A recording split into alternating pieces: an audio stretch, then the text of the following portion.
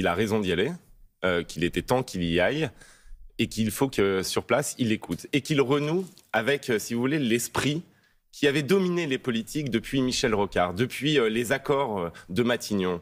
Cet esprit, c'était un esprit de fabrique du consensus. Ça a été un esprit qui a été porté ensuite par Lionel Jospin. Mais c'est pas simplement une question gauche-droite, là. Ça a continué jusqu'au premier quinquennat d'Emmanuel Macron, sous Édouard Philippe, par exemple. Et c'est avec cet esprit-là que Emmanuel Macron a rompu, en confiant le dossier de Matignon à la place Beauvau, à M. Darmanin, en ayant Ce qui n'est pas une illégitime gestion... de confier le dossier au ministre des Outre-mer. Non, c'était extrêmement important que ce soit géré par le Premier ministre. Et par ailleurs, la politique du coup de menton, de la hâte, le fait de tout hâter sans attendre un consensus local, ça a été une rupture majeure avec l'esprit qui avait prédominé jusqu'ici.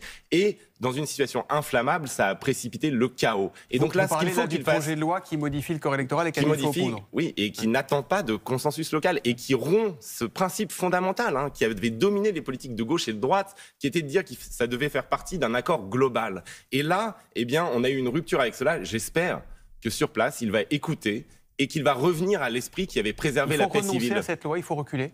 En tout cas, il faut la repousser. Et il faut repartir dans l'esprit du consensus global.